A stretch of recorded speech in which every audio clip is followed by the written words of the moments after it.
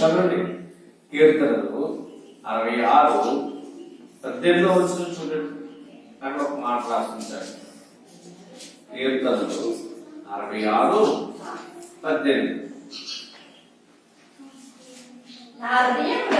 నా హృదయములో నేను పాపమును లక్ష్యము చేసిన యెడల నా మనవి ప్రభువు వినకపోవును.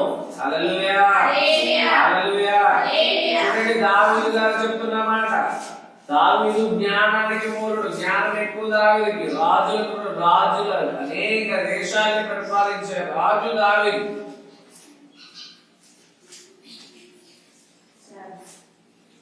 అటువంటి దావీదు అంటున్నాడు, నా హృదయములో నేను పాపమును లక్ష్యము చేసేలా దేవుడు నా ప్రార్థన మనవి అంటే వినుట, లేకపోతే మనం వినిపించుకునే విన్నపాలు. దైవ బంధించమ్మా అంటారా అంటారా అంటే మన వాళ్ళు సాధారణమైన భాషలో దైవ బంధించమ్మా అంటారా అంటారా. మనవి అంటే కొద్దిగా నా మనవి, కొద్దిగా నా మాటలు. అంటే దేవుడి దగ్గరికి మనం వెళ్ళే సమయంలో ఏ విషయమైనా సరే, A to Z ఏ విషయమైనా దేవుని సన్నిధికి మనం సమర్పించే సమయంలో మొదట మనం ఏం చేయాలి? ఇక్కడ దేవుని వాక్యం మనకి ఏం సెలవిస్తుందంటే, నా హృదయంలో గనక నేను పాపమును లక్ష్యం చేసేదనగా నా మనవి దేవుడు. ఎప్పుడైతే మన హృదయంలో పాపం ఉంచుకున్నామో, ఎప్పుడైతే మన అంతరంగంలో పాపం ఉంటుందో, ఎప్పుడైతే నా హృదయం ఇతరులకు వ్యతిరేకంగా ఆలోచిస్తుందో, దేవుడిని ఆలోచించవలసిన సమయాన్ని ఇతరుల గురించి ఆలోచించు. హృదయంలో పాపం అంటే ఏంటి? హృదయంలో పాపం గురించి దేవుడు ప్రభువైన యేసుక్రీస్తు వారు ఒక మాట చెప్పారు. హృదయంలో పాపం అంటే ఏంటి చెప్పారు? మీరు చెప్పండి. ఆజ్ఞాతిక్రమ పాపం. ఓకే, మనది క్రియ. ఆజ్ఞ మళ్ళీ ఇక్కడ ఒక మాట చెప్పారు, బాబా అంటే ఎలా గుంట ఉంది అని. ఆ గుంట్లో పడిపోతే వెళ్ళి ఆడి మాట నా గుంట్లోకి వెళ్ళి పడ్డారు కదా, ఆజ్ఞను అతిక్రమించాము, మరలా దాంట్లో పడ్డాం కాబట్టి పాపం చేశాం అంటే ఆజ్ఞను అతిక్రమించడం పాపం. కానీ యేసు ప్రభువు వారు హృదయం లోపల నుండి వచ్చే పాపాల గురించి చెప్పారు. ఒకసారి మత్తయి సువార్తలో చెప్పారు ఆయన. హృదయం లోపల నుండి వచ్చిన పాపాలు ఏంటంటే, చూడండి చూడండి ఆ మాట దేవుడు ఎందుకు ప్రేరేపించారు తెలుసు మనకి. హృదయం గురించి చూడండి. ఈ రోజు ఎంత చూడండి హృదయం. మార్కు సువార్త 7వ అధ్యాయము చూడండి, హృదయంలో నుండి వచ్చే పాపాల గురించి రాసింటారు. మార్కు సువార్త 7వ అధ్యాయము 20వ వచనం చదువు. 20, 21, 22, 23 వచనాలు చదువు. మార్కు సువార్త 7వ అధ్యాయము 20వ అధ్యాయము 20వ వచనం 21, 22, 23. మనుషుని లోపల నుండి బయలు వెళ్ళి మనుషుని అపవిత్రపరచును. మనిషి లోపల నుండి బయలు వెళ్ళేది మనుషుల్ని అపవిత్రపరుస్తుంది. అక్కడ మనిషి లోపల ఏముంటుంది? హృదయము, హృదయపు ఆలోచనలు అన్ని ఉంటాయి. చూడండి, ఇంకా లోపల నుండి అనగా మనుషుల హృదయంలో నుండి ఏమొస్తాయండి? హృదయంలో నుండి ఏమొస్తాయి? మన హృదయములో పాపము గనక లక్ష్యం చేస్తే, మన హృదయంలో గనక పాపాన్ని ఉంచుకుంటే దేవుడు ఏం చేయడు? మన ప్రార్థన, మన మనవి ఆలకిస్తాడు. ఇక్కడ యేసు ప్రభువు ఒక మాట చెప్తున్నాడు ఇశ్రాయేలు ప్రజల్ని చూసి, లేక ఆ పట్టణంలో ఆ పట్టణం వాసులతో చెప్తున్నాడు. యేసు ప్రభువు స్వయం చెప్పిన మాట. మన సృష్టికర్త, మన కొరకు బలి అయిన యేసు ప్రభువు, ఆయన రక్తం ద్వారా మాత్రమే మనం పరిశుద్ధపరచబడే మనం ఈ లోకంలో ఏ రక్తం ద్వారా పరిశుద్ధపరచబడలేము. మన కొరకు 2000 సంవత్సరాల క్రితమే మన పాపముల నిమిత్తము, మన రోగముల నిమిత్తము కల్వరి శిలువలో ఆయన మరణమయ్యాడు. ఆ పరిశుద్ధ రక్తం ద్వారా మాత్రమే మనం శుద్ధి చేయబడు. ఈ లోకంలో పలు రకాల బలులు అర్పిస్తారు కదా, వాటి వల్ల ఏ పాపము తీసివేయబడదు. కానీ యేసు ప్రభువారి రక్తం మాత్రం, ఒక్కసారి యేసు ప్రభువారి చెంతకు వస్తే, ఆయన రక్తంతో కనుక కడగబడితే నిత్య పరిశుద్ధులుగా మార్చబడతారు. హల్లెలూయా, హల్లెలూయా. ఆయన అంటున్నాడు, లోపల నుండి అనగా మనుషుని హృదయంలో నుండి దురాలోచనలు ఏమొస్తాయంటే, మొదట హృదయంలో వచ్చేయటమా దురాలోచనలు, వ్యర్థమైన ఆలోచనలు. దురాలోచనలు అని అంటే दूसरे बारे में सोच, कुकर बुरी आशा, हिंदी में लिखा ना बुरी आशा అంటే చెడ్డ ఆలోచన, దురాలోచనలు. ఇతరులకు వ్యతిరేకంగా మనం దురాలోచనలు చేస్తే అది పాపము అని చెప్తున్నారు. హల్లెలూయా, హల్లెలూయా. రెండోది జారత్వము. జారత్వము అంటే హిందీలో వ్యభిచారము అని రాయబడింది. జారత్వము యేసు ప్రభువారు అన్నారు, మోషే ధర్మశాస్త్రం ప్రకారం ఒక స్త్రీ పురుషుడు అంటే తన భార్య కాదు, తన భర్త కాదు, కానీ వేరే ఒక స్త్రీ పురుషుడు కనుక కలుసుకుని ఉంటే వాళ్ళు వ్యభిచారం చేస్తున్నారు. అటువంటి వాళ్ళని మోషే ధర్మశాస్త్రం ప్రకారం ఏం చేయాలి? రాళ్లతో కొట్టి చంపేయాలి. కానీ యేసు ప్రభువారి ధర్మశాస్త్రం దానికంటే ఉన్నతమైనది, మోషే ధర్మశాస్త్రం కంటే ఉన్నతమైనది. హృదయంలో ఇతరుల గురించి వ్యభిచార రీతిగా కనుక ఆలోచన చేస్తే అది జారత్వము. జారత్వం అంటే మన హృదయాలోచనల ద్వారా చేసే పాపము, వ్యభిచార క్రియలతో చేసే పాపము జారత్వము. మన హృదయ లోపల నుండి వచ్చే జారత్వము. ఇంకోటి హృదయంలో నుండి వచ్చే దొంగతనాలు. అక్కడ ఉన్న వస్తువుని ఎలా దొంగిలించాలని ఆలోచిస్తూ ఉంటాం. వాళ్ళ ఇంట్లో ఆ ఫలానా వస్తువు నాకు కనిపించింది, ఆ వస్తువుని ఎలా తీసుకువెళ్ళిపోవాలని ఆలోచిస్తూ ఉంటాం. కొంతమంది పిల్లలు చూస్తారు,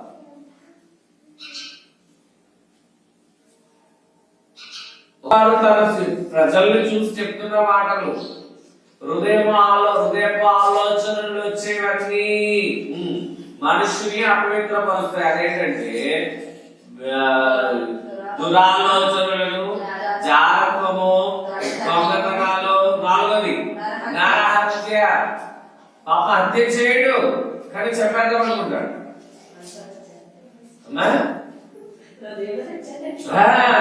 హత్య చేయడండి, కానీ మాట ద్వారా బళ్ళతో పొడి చేస్తాం, లేకపోతే చంపేయాలన్న ఆలోచనలు వస్తాయి. నరహత్య భయంకరమైన పాపంలో ఒక పాపం ఏంటంటే హత్య చేయడం. పాపం నరహత్య చేయడం,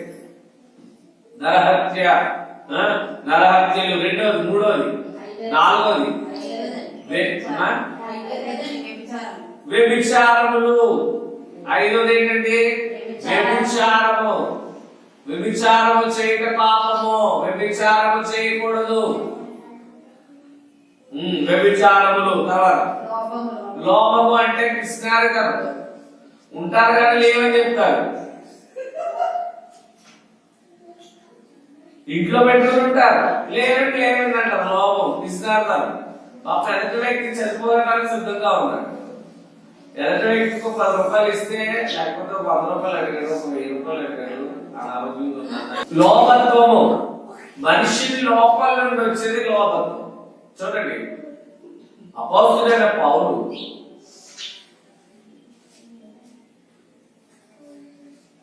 మీ ధన సంపాదన అంతా అన్ని దేవుని సేవకు సమర్పించమని చెప్పారు.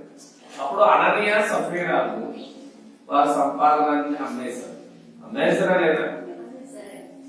అందరూ ఏం చేశారంటే అమ్మేసి తన సంపాదన అంతా దేవుని సేవకు సమర్పించి ఆ చర్చ్ లోనే ఉండిపోయేవారు. అంటే దేవుని మందిరంలోనే పౌలు గారి దగ్గరే ఉండిపోయేవారు.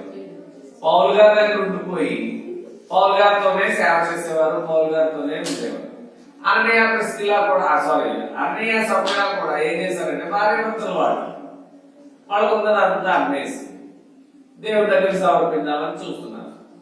అప్పుడు వారి హృదయ ఆలోచనలో ఒక ఆలోచన కలిగింది. ఏం ఆలోచన కలిగింది?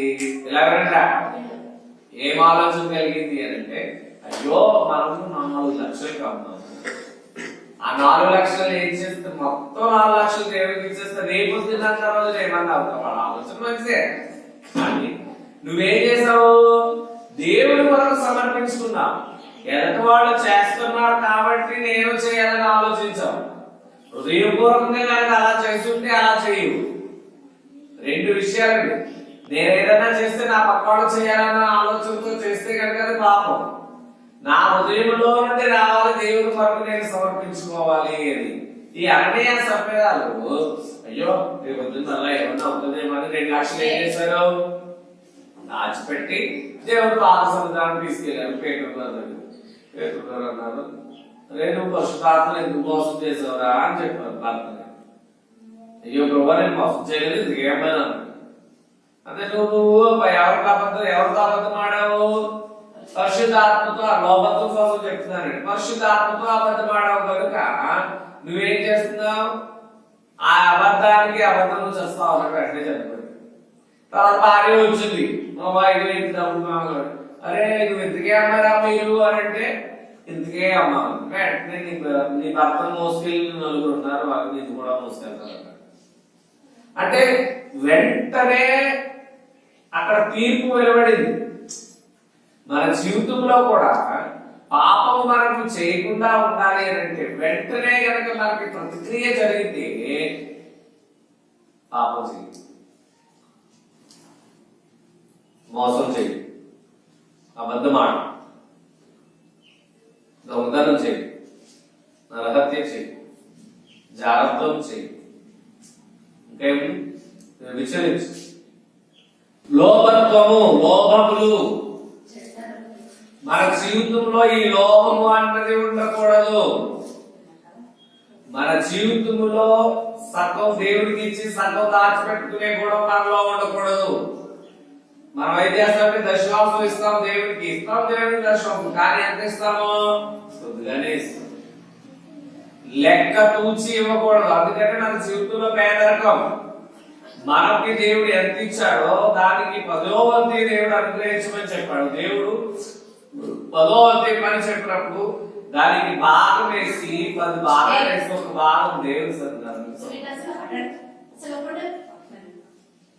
10 భాగాల్లో 9 భాగాలు నీకు నాకు, ఒక్క భాగమే దేవుడు అడిగారు. ఆ ఒక్క భాగాన్ని కూడా సరిగ్గా ఇవ్వటం లేదు మనం. అందుకే మన జీవితంలో చాలా కష్టం. మొదట దేవుడికి ఇవ్వాల్సింది దేవుడికి ఇచ్చేసి, ప్రభావ నాకు ఎంతే వచ్చింది ఆయన, అయినా నేను నీకు ఇవ్వాల్సింది నేను ఇచ్చేస్తున్నాను నేను అనేసి ప్రార్థన చేసి ఇచ్చేసిన తర్వాత నీకు ఖర్చు పెట్టుకోవాలి. నెల అంతా నీకు సరిపడాలి. హల్లెలూయా. నా జీవితంలో పెట్టారు అనేక మార్లు నా జీవితంలో నేను అలా చేశాను.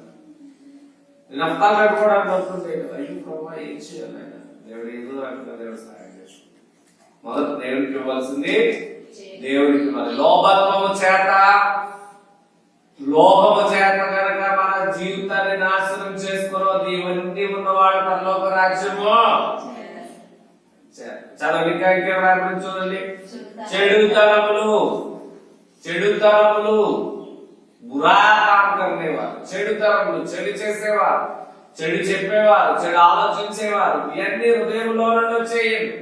చెడుతనములు, ఇంకా కృత్రిమము, కామ వికారం, కామపేక ఆలోచనలు, కృత్రిమపు ఆలోచనలు, ఇంకా మత్సరము. మత్సరం అంటే నన్ను అంటుకో పడుకుంటారు,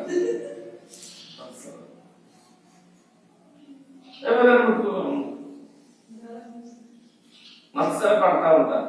కొంతమంది చూసి అసహాయపడతారు.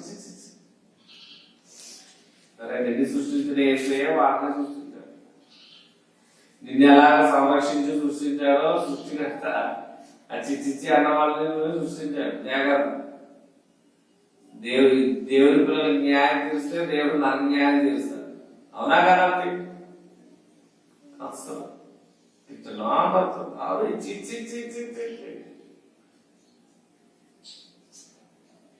మత్సరము. తర్వాత దేవ దూషణ అంటే దేవుడిని దూషించడం. దేవుడిని దూషించే చింతించేవారు. ఇవన్నీ హృదయాలోచన. ప్రభా నేను ఇది చేశాను ఆయన, నాకు ఇది చేయట్లేదు. అరే ముందు నీ హృదయంలో ఉన్న మత్సరం తొలగించు. ప్రభా నీకు ఇన్ని చేశాను ప్రభా, నీకు ఇన్ని రోజులు పాల్గొన్నాను ప్రభా, నాకు అన్యాయం చేశాను ఆయన, నాకు ఈ పని చేయలేదు ప్రభా. అరే మొదట నీ హృదయంలో ఉన్న పాపమును తొలగించు. అప్పుడు దేవుడిని మనం ఆలోచిస్తాడు. అప్పుడు దేవుడిని ప్రార్థన ఆలోచిస్తాడు. అప్పుడు దేవుడు నిన్ను చక్కపరుస్తాడు. అప్పుడు నిన్ను దేవుడు బాగు చేస్తాడు.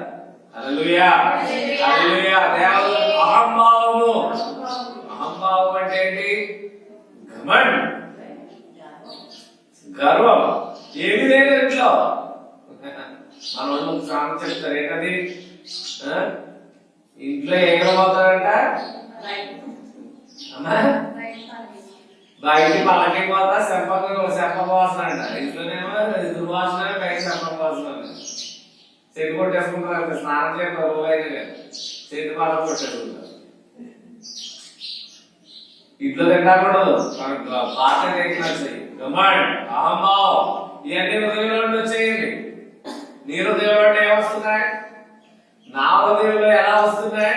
నీ ప్రార్థన నా ప్రార్థన దేవుడు ఆలకించకపోవడానికి కారణం అనేక ప్రార్థనలు దేవుడి దగ్గర పెండింగ్ అయ్యి ఉన్నాయి. మన ప్రార్థనలో కొన్ని ప్రార్థనలు జవాబు వచ్చేసాయి, కొన్ని ప్రార్థనలు జవాబు రాలేదు అంటే కారణం మన హృదయంలో పాపము ఉంచుకోవడాన్ని బట్టి, మన హృదయంలో అహంభావాన్ని ఉంచుకోవడాన్ని బట్టి, మన హృదయంలో చెడుతనం ఉంచుకోవడాన్ని బట్టి, మన హృదయంలో కామ వికారములు ఉండడాన్ని బట్టి, మన హృదయంలో దురాలోచనలు ఉండడాన్ని బట్టి, మన హృదయంలో జాగ్రత్తకు చేష్టలు ఉండడాన్ని బట్టి, ఇంకా మన హృదయంలో దొంగతనాలు, మత్సరములు, విచారపు ఆలోచనలు అన్ని ఉండడాన్ని బట్టి దేవుడు మన ప్రార్థన ఆలకించుంటాడు. అవివేకము, ఇంకా రాస్తుంది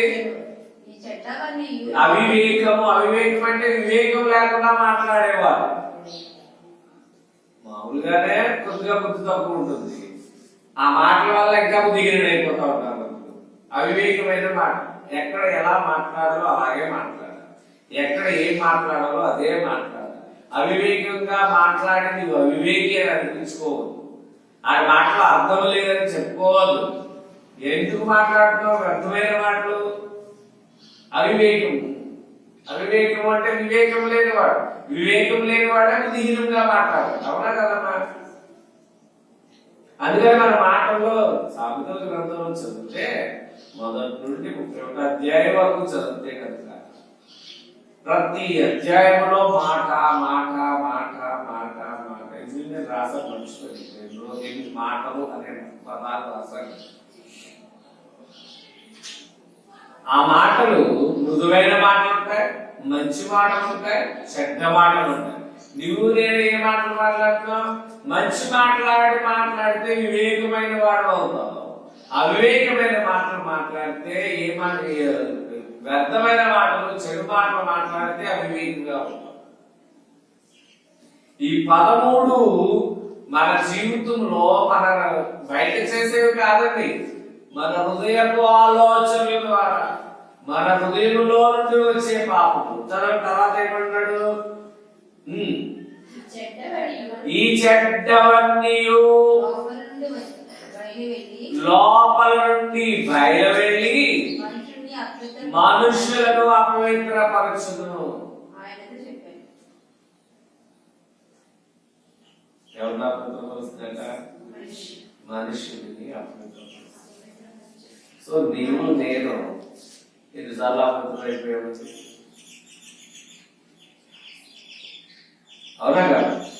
నీవు నేను ఎన్నిసార్లు దేవుడు దూరం అయిపోయావు? ఈ విషయాలు మనం ఎక్కువ చాలా వాక్యం రాసుకొచ్చాను, కానీ దేవుడు ఇక్కడే ఆలోచిస్తాడు. ఈ 13 విషయాలు కనుక మన హృదయంలో హృదయ కింద పెడతాయి. గుండె ఎక్కడ ఉంటారు? ముందు ఈ సైడ్ ఉంటుందా, ఈ సైడ్ ఉంటుందా? అడిగి ఈ సైడ్ ఉంటుందా? నీకే సైడ్ ఉంది? గుండె లేదు. నీకే సైడ్ ఉంది? ఇక్కడ ఉందా, ఇక్కడ ఉందా? నీకే సైడ్ ఉంది?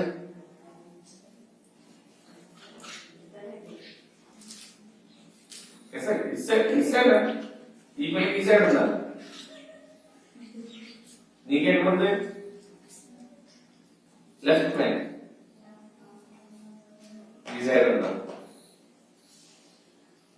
ఇప్పుడు ఉన్న చిన్న గుండెలో ఎన్నో ఆలోచనలు వస్తాయండి. ఈ చిన్న గుండె ద్వారా ఎంతమంది ఆయుష్ పెట్టేస్తున్నాం. ఈ చిన్న హృదయం ద్వారా ఎంతమందిని మనము హెచ్చిస్తున్నాం, ఎంతమందిని క్రింద పరిచేస్తున్నాం. ఇవన్నీనంట మనిషిని లోపల నుండి వచ్చి బయటకు వచ్చి ఏమి చేస్తాడట, మనుషుల్ని లోపల నుండి బయట వెళ్ళి మనుషులని ఎవరితో చెప్తున్నారు ఈరోజు? కాళ్ళ సంఘస్థులతో యేసుప్రభువు చెప్తున్నారు మాట. మోకరిందా కొద్దిసేపు. మన మూలవాక్యం ఏంటి? కీర్తనలు 66:18 ఏమేమి? నా హృదయములో నేను పాపము లక్ష్యము చేసిన యెడల ప్రభువు గను నా మనవి. అందరూ చెప్పండి. నా హృదయములో, అందరూ చెప్పాలి. నా హృదయములో నేను పాపమును లక్ష్యము చేసిన యెడల నా మనవి దేవుడు ఆలకించకపోవును. అంటే మన జీవితంలో మన హృదయంలో కనుక పాపం ఉంటే దేవుడు మన మనవి, అందుకని 13 విషయాలు దేవుడు మనకు అప్పగించాడు ఈ రోజు. సో మనం అందరూ మోకరించి ప్రార్థించేద్దాం. ప్రభా కన్నీటితో ప్రార్థించేద్దాం. ప్రభా నా హృదయంలో నుండి వచ్చేవన్నీ మనం జ్ఞాపకం జాగ్రత్తము, దొంగతనములు, నరహత్యలు, వ్యభిచారములు, లోభములు, చెడుతనములు, కృత్రిమములు, కామవికారములు, మత్సరములు, దేవదూషణలు, అహంకారములు, అవివేకము, విషయవన్నీ హృదయములోపల నుండి బయలువెళ్ళి ప్రతి మనుషుని అపవిత్రపరచును. అపవిత్రపరచుని విషయాన్ని తొలగించున్నాయా గట్టిగా ప్రార్థన చేద్దాం. ప్రభా నా ప్రార్థన ఆలకించండి. అందరికీ నా ప్రార్థన ఆలకించున్నాయా, నా హృదయ ఆలోచనలు క్షమించున్నాయా. Hallelujah hallelujah hallelujah hallelujah hallelujah hallelujah hallelujah hallelujah. Glory glory glory glory glory glory glory glory glory glory glory. Hallelujah hallelujah hallelujah hallelujah. నా హృదయములో నేను పాపమును లక్ష్యము చేసిన యెడల ప్రభువు నా మనవి ఆలకించకపోవును. ఆమేన్ ఆమేన్ ఆమేన్ ఆమేన్ ఆమేన్ ఆమేన్ ఆమేన్. మహోన్నతుడైన యేసయ్యా, కరుణా సంపన్నుడా, నీకు వందనాలు చెల్లిస్తున్నాం. నీ వాక్యంతో మీరు మాతో మాట్లాడాలని పొందుతున్నాను. నా హృదయంలో కనుక నేను పాపాన్ని లక్ష్యము చేస్తే, నా హృదయంలో కనుక నేను పాపాన్ని ఉంచుకుంటే, నా హృదయంలో కనుక నేను పాపపు ఆలోచనలతో ఉంటే, దురాలోచనలతో ఉంటే, వ్యర్థమైన ఆలోచనలతో ఉంటే, ప్రభా మార్పు సువార్తలో ఏ రీతిగా మీరు మాకు సెలవిచ్చారనంట, ఆ విషయాలన్నీ కనుక మాలో ఉంటే మా మనవి ఆలకించము. నా మనవి ఆలకించు అని చెప్తున్నావు. ఇంత మాత్రమే కాదు, బయలు వెళ్ళి మనుషుల్ని అపవిత్రపరచునని ప్రభా నా హృదయ ఆలోచనలు క్షమించమని ప్రార్థిస్తున్నాను. ఇక్కడ కూడిన ప్రతి ఒక్క బిడ్డను మీరు క్షమించి శుద్ధిగా చేయమని ప్రార్థిస్తున్నాను. మమ్మల్ని బలపరచమని మేము ప్రార్థిస్తున్నాం. నీ కృపలో మమ్మల్ని బలపరచమని మేము ప్రార్థిస్తున్నాం. నాయన మీరు కృప కలిగిన దేవుడు ప్రభా, మీరు సర్వశక్తి కలిగిన దేవుడు. నాయన మా హృదయ ఆలోచనలన్నీ క్షమించి శుద్ధిగా చేసేవాడు నా ప్రభా. ప్రభా అరకాల మొదలుకున్నట్టు వరకు మమ్మల్ని పవిత్రపరచమని ప్రార్థిస్తున్నాం. మా ఆలోచనలన్నీ క్షమించి శుద్ధిగా చేసి మమ్మల్ని పవిత్రపరిచి నీ రాకడలో మమ్మల్ని సిద్ధపరచమని ప్రార్థిస్తున్నాం. ఇక్కడ కూడిన ప్రతి ఒక్కరిని మీరు పరిశుద్ధపరచు. ఆ యూట్యూబ్ లో చూస్తున్న చూస్తున్నా, నీ వాక్యాన్ని వినుచున్నా, ప్రార్థనలో ఏకీభవిస్తున్న ప్రతి ఒక్క వ్యక్తిని, ప్రతి సహోదరుని ప్రభా ప్రతి ఒక్కరిని నాయన మీరు వాళ్ళని పవిత్రపరిచి నీ రాకడ కొరకు సిద్ధపరచమని మేము ప్రార్థిస్తున్నాం. ప్రతి అవసరత యేసుక్రీస్తు నామములో మీరు తీర్చమని మేము ప్రార్థిస్తున్నాం. రోగబంధకాలన్నీ తొలగించండి, స్వస్థపరిచే యెహోవాను నేనే వాగ్దానం చేస్తాను. ప్రభా ఇక్కడ కూడిన ప్రతి ఒక్క అనారోగ్యాన్ని యేసుక్రీస్తు నామములో సంపూర్ణ విడుదల ఇచ్చేయండి. ఈ క్లైమేట్ చేంజ్ వల్ల, ఈ వాతావరణ ప్రోగ్రాం వల్ల పలు విధాల రీతిగా దగ్గు, రొమ్మ, తలపొడులతో, జ్వరాలతో బాధపడుతున్నారు. ఏ విధమైన కరోనా ఎఫెక్ట్ లేకుండా ప్రతి ఒక్కరిని పవిత్రపరిచి, ప్రతి ఒక్కరిని శుద్ధి చేసి, నా ప్రభా నీ బిడ్డల్ని గొప్ప నీ నామానికి మహిమాంతమై ప్రతి ఒక్కరిని వాడుకోవాలని ప్రార్థిస్తున్నాం. నీకు బలపరచండి, సహాయం చేయండి, కృప చూపించండి, దయ చూపించండి. ప్రభా మరొకసారి ప్లాట్ కొరకు ప్రార్థిస్తున్నాం.